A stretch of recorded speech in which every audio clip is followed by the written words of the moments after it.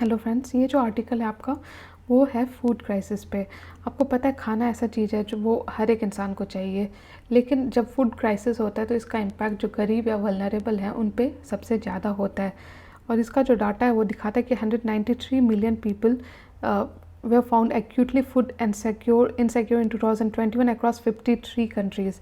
देखिए खाना ऐसा चीज़ है ना, उसकी कमी के कारण लोग के अलग अलग एंटी सोशल या एंटी गवर्नमेंट एक्टिविटीज़ ले सकते हैं, क्योंकि जब खाना ही उसे नहीं मिल रहा है तो of course to survive he has to, वो हो सकता है कि वो गलत रास्ता चूज़ कर ले। तो फूड क्राइसिस से सिर्फ एक सिंगल चीज़ नहीं है, इसका मल्टीपल इम्पैक्ट पड़ता है। फूड क्राइसिस से जो वल्नरेबल है जैसे चिल्ड्रन है, वुमेन है, उस पर इम्पैक्ट पड़ता है।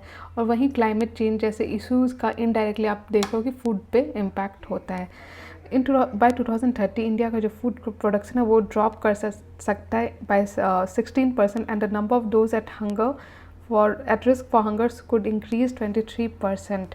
मतलब कि जो फूड प्रोडक्शन है वो ड्रॉप कर सकता है बाय 16% और जो रिस्क है फॉर हंगर ये इंक्रीज़ कर सकता है 23%। ये बहुत ही भयावह सिचुएशन या स्टैटिस्टिक्स है, क्योंकि आपको पता है कि फूड कितना बेसिक है किसी भी ह्यूमन के सर्वाइवल के लिए।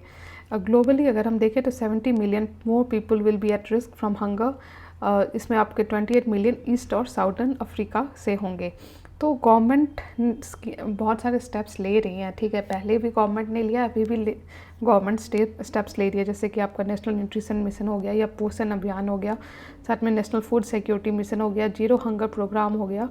जीरो हंगर प्रोग्राम में तो मतलब कि एग्रीकल्चर, हेल्थ और न्यूट्रिशन ट्राइलेटरली गवर्नमेंट स्टेप्स ले रही है। उसी तरह ईट राइट इंडिया मूवमेंट ये FSSAI का है, जिसमें कि जो FSSAI है वो बेसिकली जो लोगों को सही खाना, मतलब सिर्फ खाना नहीं बल्कि अच्छा खाना, कम तेल वाला, कम मोटापा करने वाले जो हेल्दी डाइट है उसको इनकलकेट करने के लिए ये ईट राइट इंडिया मूवमेंट है। उसी तरह फूड फोर्टिफिकेशन आपका है बेसिकली, जिसमें कि खाने में ही एसेंशियल न्यूट्रिएंट इनकलकेट कर दिया जाएगा ताकि जो माइक्रो न्यूट्रिएंट है वो भी जो बच्चे हैं या जो वल्नरेबल है उनको मिले, चाहे वो ओल्ड एज हो या वुमेन हो या बच्चे हों। अगर हम चैलेंजेस देखें, क्यों फूड क्राइसिस है अभी तक, ठीक है, दुनिया आगे बढ़ रही है, दुनिया चांद पे पहुंच रही है, लेकिन अभी भी फूड क्राइसिस, फूड खाना नहीं मिलता लोगों को। तो ऐसा क्यों है? पहला है कि देखिए लो एग्रीकल्चर प्रोडक्टिविटी। आपको पता है हमारे देश में भी एक टाइम ऐसा था कि एग्रीकल्चर प्रोडक्टिविटी मतलब जो हमारा ग्रीन रिवॉल्यूशन से पहले अगर देखो तो इंडिया हंगर का इशू यहाँ पे बहुत ज़्यादा था। हालांकि ग्रीन रिवॉल्यूशन के बाद हमने अपने आप को सेल्फ सफिशिएंट किया इन फूड प्रोडक्शन। उसी तरह लार्ज पॉपुलेशन, आपको पता है कि जितने हाथ हैं खाने के उतना मतलब खाना नहीं है, पॉपुलेशन बहुत ज़्यादा है। तीसरा है कि जो वेस्ट बहुत होता है, वेस्ट होता है इन द सेंस कि जब फील्ड में जो उपजता है और मार्केट तक जाने में कई सारे मतलब कि फूड जो परसेंटेज ऑफ फूड वेस्ट हो जाता है, क्योंकि जो सप्लाई स्ट्रक्चर है, चाहे वो वेयर हाउस हो, कोल्ड स्टोरेज हो या कोल्ड स्टोरेज वाले ट्रक्स हो, उसकी कमी है, ठीक है। चौथा है कि जो पब्लिक डिस्ट्रीब्यूशन मैकेनिज़्म है वो इनएडिक्वेट है। कई सारे फार फ्लंग रीजन या दूर दराज एरिया में अब PDS नहीं है या एफिशिएंट नहीं है, उसमें करप्शन है। तो इस तरह की प्रॉब्लम के कारण जो पब्लिक डिस्ट्रीब्यूशन मैकेनिज़्म है वो सही काम नहीं करता। साथ में इंटरसेक्टरल कोऑर्डिनेशन नहीं है between ministries and agencies, integrated policy framework नहीं है। ये सारे गवर्नेंस के लेवल पे प्रॉब्लम्स हैं। साथ में जो हमारे BPL पॉपुलेशन है उसमें बहुत ज़्यादा आपका शेयर अगर देखो तो इनइक्वालिटी आपको ये दिखाता है कि कितना ज़्यादा BPL पॉपुलेशन है और इनके पास लो परचेजिंग पावर है। और कई बार ऐसा होता है कि जो मैन है उसके पास वो जो भी इनकम जनरेट करता है, वो जो भी कमाता है वो बेसिकली अल्कोहल में खर्च कर देता है, तो बाकी जो मेंबर हैं फैमिली के वो सफ़र करते हैं। ऐसे भी सीन्स होते हैं। नेक्स्ट है कि अवेयरनेस नहीं है। कई बार क्या होता है कि लोग खा रहे हैं, ठीक है, लेकिन जो माइक्रो न्यूट्रिएंट्स जो उनको ज़रूरत है या अलग अलग विटामिन्स ज़रूरत है, एसेंशियल रिक्वायरमेंट्स हैं, वो कंप्लीट नहीं हो पाता। तो उनके पास अवेयर ही नहीं है कि उनको माइक्रो न्यूट्रिएंट का भी ध्यान देना है, ठीक है।